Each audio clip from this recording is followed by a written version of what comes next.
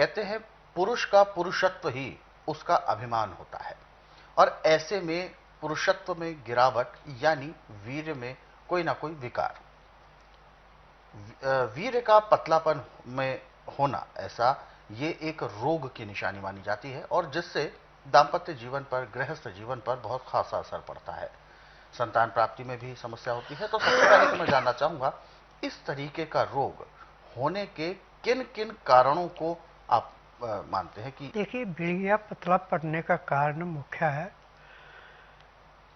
आपका आचार विचार। अच्छा। जितने आपके विचार गंदे होंगे उतना वीर्य पतला पड़ेगा। यदि विचार आपके उच्च है और आप करेक्टरलेस रहिए, वीर्य पतला पड़ ही नहीं सकता। यानी अपने चरित्र पर भी हमें नियंत्रण रखना होगा। हाँ, चरित्र बहुत जरूरी है। चरित्र। अब जिसका वीर्य पतला पड़ता है, ये कुकर्मों से पड़ता है। सबसे बड़ी कमी पाई गई, मैंने नाड़ी परीक्षण में देखा कि जैसे ही लड़का 14-15 साल का होता है, उसको हस्त मैथुन सिखा देते हैं। उससे समझो कि उसकी जिंदगी तबाह हो गई। बिल्कुल। और किसी को औरतों के पीछे लगा देते हैं, जिंदगी तबाह हो गई। जब उसका अपना टाइम आता है शादी के बाद, तो कंडम हो जाता है। डॉक्टरों के पास जाते हैं, हजारों रुपए लुटाए जाते हैं, परंतु रोग नहीं मिलता। अब जो नुस्खा मैं अभी बताने जा रहा हूं, इसको ध्यानपूर्वक सुनते हैं, समझते हैं, लिख करके रखते हैं 90 दिन का ब्रह्मचर्य करते हैं, तो आप इस रोग से मुक्ति पा सकते हैं। सबसे पहले तो आप आधा किलो अदरक, जिसमें ज़्यादा अंदर जाड़ा ना हो, बोले, और इस अदरक को साफ पानी से धो ले, मिट्टी ना हो, इसको कद्दूकस कर लें। अब उड़द दाल 1 किलो लेके पानी पे पहले भिगो ले, उसको भिगो के जब वो अच्छी तरह 12 घंटे तक फूल जाए, तो उसको पीस करके उसका जैसे चटनी होती है ऐसे बारीक पीस लें, और अदरक को कद्दूकस के उसके अंदर मिला दें। अभी आपकी 1.5 किलो चीज हो गई। अब इसमें आपने आधा किलो गाय के घी के अंदर इसको भूनना है। अब उड़द और अदरक दोनों भून करके जब इनका रंग बादामी हो जाए,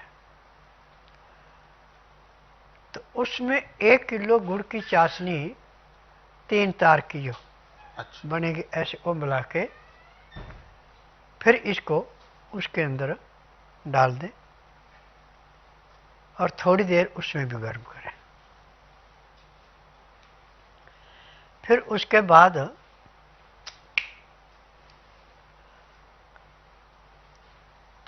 10-10 ग्राम के लड्डू बना लें। जी। ये लड्डू आपने सुबह शाम सबसे पहले कसरत करनी है। कसरत में इतनी करनी कि आपको पसीना आ जाए, थक जाए। थकने के बाद 2 लड्डू खाएं। आधा किलो दूध गाय का, उसको 15 से 18 डिग्री गर्म रह जाए, उसको पीना है। और उसके बाद कम से कम 20-25 मिनट तक आपने फिर सैर करनी है। सैर करने के बाद फिर आप आधे घंटे के लिए सब आसन लेट जाएं। 5 मिनट के लिए फिर बाईं साइड करवट लें, 3 मिनट के लिए दाएं साइड को करवट ले। फिर सब आसन लेट करके बाएं साइड को करवट लेके उठें। आपके शरीर में ऐसे चुस्ती आएगी जैसे आप 8 घंटे की निद्रा पूरी करके उठे। उसके बाद मेहनत खूब करें। आपके शरीर से पसीना आना चाहिए, क्योंकि उड़द की पीठी के लड्डू अदरक के मिला करके और गाय के घी में गुड़ की चाशनी बना के, ये समझो कि जहाँ पे आपने 250 ग्राम भैंस का घी खाना है, उससे जो आपको ताकत मिलेगी वो 2 लड्डुओं से और 1 गिलास गाय के दूध से मिल जाती है। आप सुबह भी इसका नाश्ता करेंगे,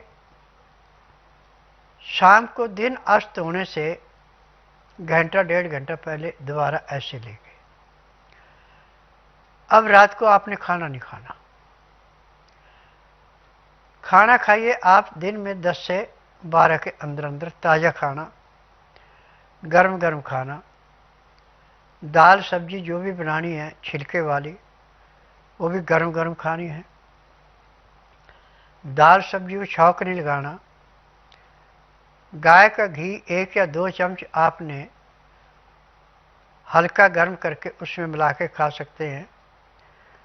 मसाले में आप जीरा, सौंफ, काली मिर्च, सौंठ, बड़ी इलायची, दालचीनी,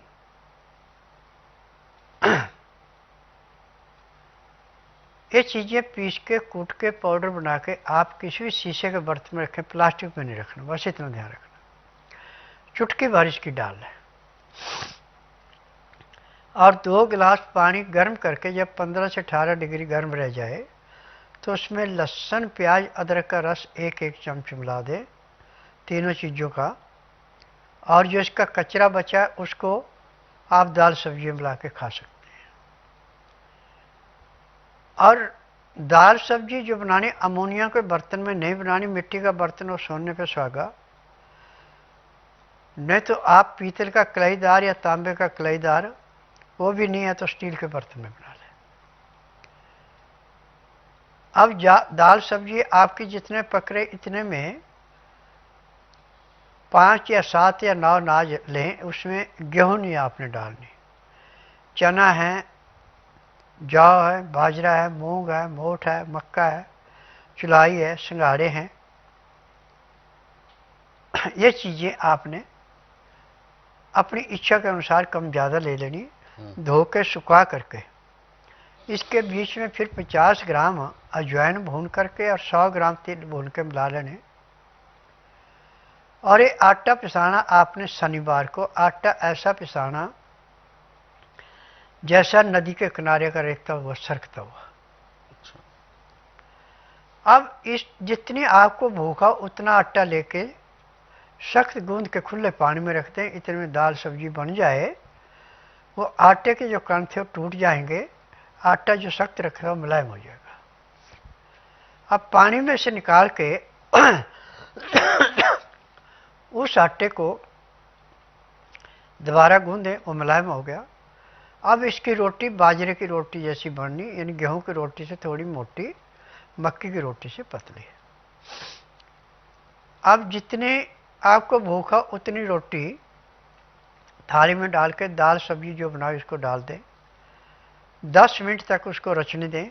फिर उसको मसल करके जैसे सूप पीते ऐसी बनाई जाए तो सोने पे सुहागा, ग्राहियाँ भी खा सकते हैं।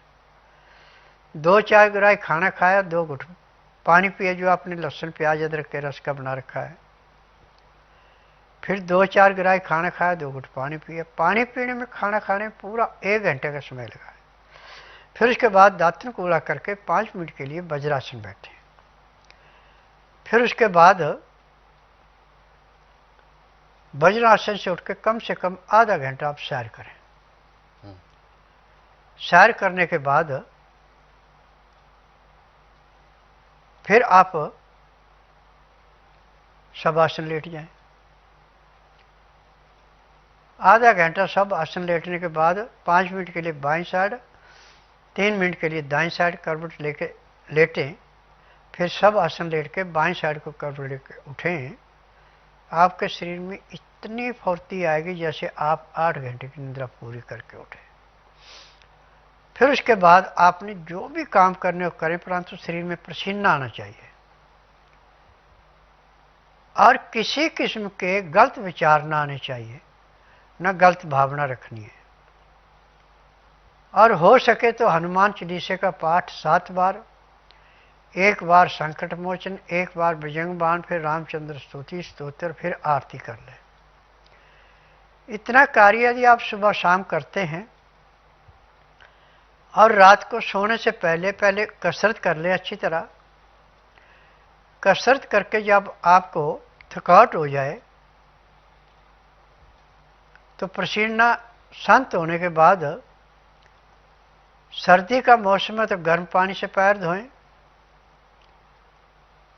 और गर्मी का मौसम है तो ताजे पानी से पांव धो के सो जाएं। एक तो आपको नींद बड़ी अच्छी आएगी और सुबह 4 बजे आपकी नींद ऐसे खुलेगी जैसे घड़ी में अलार्म लगा रखा है, और उठते ही एकदम प्रेशर ऐसा बनेगा कि यदि आलस किया तो कपड़े भी खराब।